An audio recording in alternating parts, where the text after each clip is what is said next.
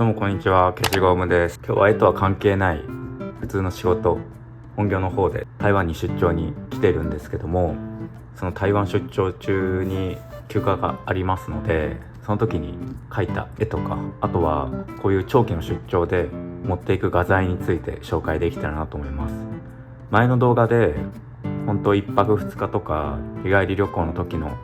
道具の紹介はさせていただいたんですけども、今回は1週間以上の出張とか旅行で僕がどのぐらい画材を持ってってるのかとか、どういう画材を持ってってるのかっていうのを紹介したいと思います。消しゴムチャナル。早速なんですけども、今写ってるのが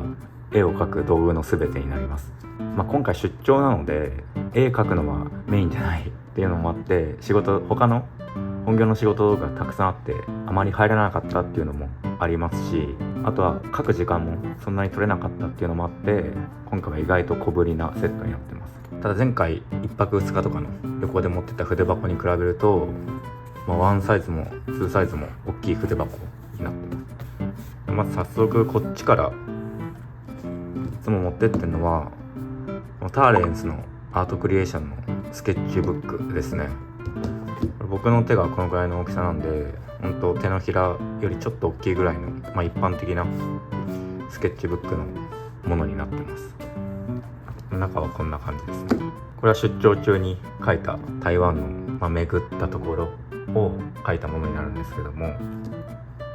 ペーパークリップはいつもこれですね。これメーカーが毎回わかんないんで、ちょっとどっかに表示させておこうかなと思いますけども、このペーパークリップはこの挟める紙の枚数が結構多くて、こう最大広げるとこのぐらいまで開くんですね。あと見てほしいのがこのバネがめっちゃ強いんですよ。なので結構このぐらいのスケッチブックだったらほぼ全ページこうパコッと挟むことができる代物です。ただ400円とかするので結構高いですけども。でこの今写ってるスケッチブックに描いてる絵ですけども、こちらの筆箱の画材で描いたものになります。じゃあ早速この筆箱を開けていこうかなと思うんですけども、これはそんなこだわりはないんですけども、プロケースっていう筆箱を使ってます。確か Amazon で買ったものかなと思います。すごい大容量に入る筆箱となってます。で開くと、中はこんな感じですね。ここに、SD カードと謎に100円玉が入ってますね。SD カードはこういう建物を描く前にこの構図とか決めたいのでカメラで写真を撮るんですね。でその時にこの SD カードをカメラに挿入して使います。でここにちょっとちっちゃいポケットみたいのがあるんですけども、ここは消しゴムです。これもこだわりはないですね。ただ体感この消しゴムは消しカスが出にくいのかなと思ってるので結構リピしてます。で次右側のところになりますけども、ここは2段式になってます。結構あるあるの筆箱の形ですね。でまずここには線画用のペンが入ってます。今回はコピックマルチライナーっていう線画用のペンですね。ここにコピックマルチライナーって書いてあるんですけども、これを2本持ってきてます。そんなこだわりはないんですけども、なんで2本持ってきたかっていうと、このペン先のサイズが少し違います。これ見てもらうとちょっとピンとぼやけてますけども、下が 0.1mm で上が 0.05mm のペンとなってます。今回はスケッチなのでそんなにペン幅はこだわりはないんですけども、例えばこれ9分の建物を描いたんですけども、この手前のこういう手すりは手前に見えるので線幅が大きくなるんですね。反対に奥に行けば行くほど線幅が細くなるんですけども、そういう少しだけ大きい被写体の時はこう手前は 0.1mm のペンで描いて、奥はより細い 0.05mm のペンみたいので描くっていうことをやったりします。なので今回は2本持ってったっていう形になります。なので1本でも全然問題ないと思ってます。であとはこれは 0.5mm のユニのボールペンですね。これは絵を描く用ではなくて、例えばこれも今回描いたスケッチブックで説明すると、こういう感じで格好つけて英語で台湾の説明を書くんですけども、その時に使うペンですね。もちろんこれ絵を描く時にも便利なペンなんですけども、文字を書くとより映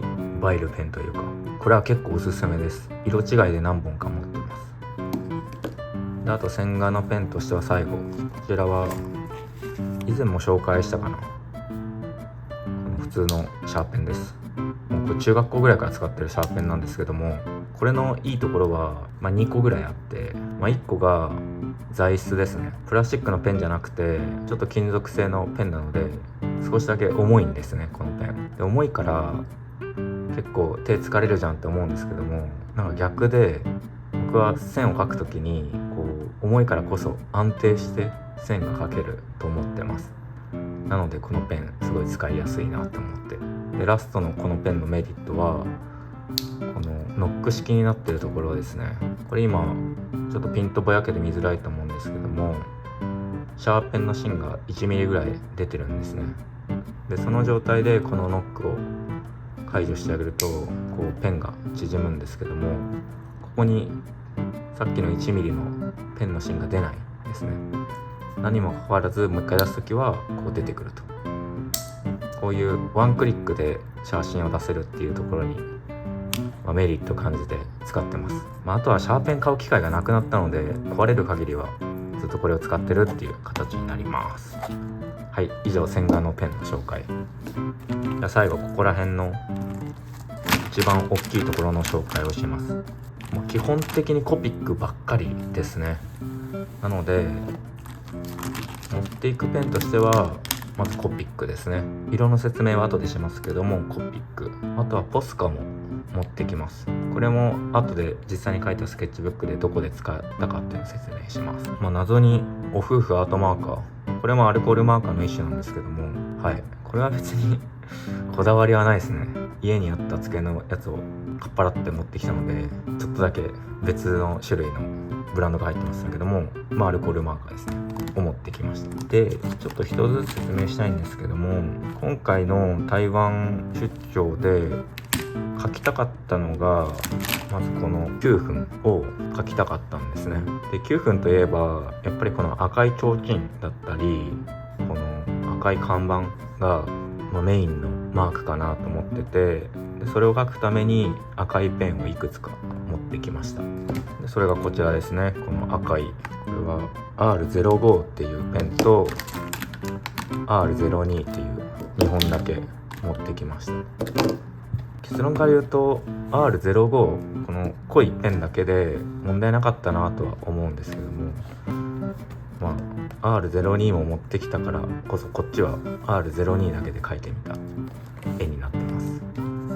なのでこの赤はまず一番最初に持っていこうと思いましたね。で次これ見てもらうと、ちょっと緑系が多いのが分かると思います。緑系だけ出してみると、今緑色のペンだけ出してみたんですけども、1234567本持ってってます。でこの理由なんですけども、まず台湾はこの観葉植物とか緑が多いイメージがあります。日本に比べて南の方にありますので南国チックですし、いろんな植物があるのではないかなと思って、植物が描きたいがために色の濃淡の違う緑系のものを持ってったっていうのがまず1個。もう一つが、これめちゃめちゃ分かりづらいんですけども、今回描くこの9分っていう建物、基本的にはグレー系のボディをしている建物なんですけども、分かりますかね。緑色をちょっとだけボディに散りばめてます。なんで緑系入れたかっていうと、苔とか生えてないんですけども、この9分の歴史というか昔からある建物なんだよっていうレトロ感を出したくて緑色を入れてます。あとここの上の建物とかも影にあえて緑を入れたりして、この周りにたくさんの植物があるんだよみたいな、そういう表現をしたくて緑を持ってってます。なので今回の旅では緑系をいつもよりもはるかに多い量を持ってってます。で続きまして次は青系かな。青系は3本持ってってます。これも正直 1,2 本でいいかなって思ってるんですけども、今回は1週間以上の出張だったので念のため3本持ってきました。で青系はこれ見てパッと見て分かる通り、窓に映る空の反射の色だったり、あとは空の色ですねに使ってます。で続いては肌色系ですね。肌色系が5本持ってきました。白い建物を描くときに僕はよく使う手法なんですけども、例えばこの建物、肉眼で見た時は白っぽい建物だったんですけども、この背景がスケッチブックって白なので、少しでも、背景と明度を出したいなと思って肌色系で塗るんですけども、その際に使う色ですね。基本的にこの建物だったり、この建物もこの建物のボディのメインの色は肌色にしてます。はい、そんな感じで、あとは道路の色とか、ここの9分でも道路にちょっと肌色入れてますけどもとかを入れるために持ってきてます。これは5種類ぐらい。ラストなんかピグマの 0.3mm もありました。これはハプニングペンですね。なんだろう、アルコールマーカーとしては最後グレー系が3本あります。グレー系に関してはもちろんここの9分のボディの色も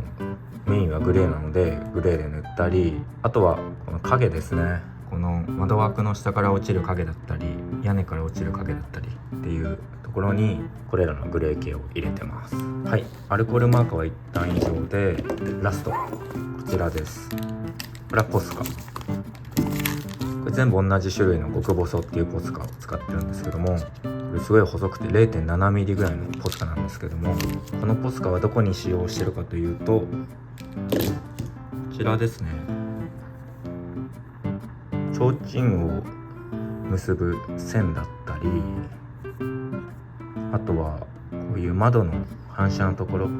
とかにポスカの白を入れてます。基本的にガラス繊維だったり金属製のものが使われてたり、あとはそもそも白いものだったりっていうところに入れてます。この白があるだけで建物としてぐっと引き締まる印象があるので、僕はスケッチでも、あとは本番用の実際の絵を描く時もハイライトとして白は入れてます。はい、そんな感じですね。今回は僕が1週間ぐらいの旅行でどういう画材を持っていったのかっていうのを紹介させていただきました。はい、興味がある方は他の動画を見てください。では明日からまた出張というか台湾で仕事がありますので頑張っていこうと思います。ケジゴムでした。バイバイ。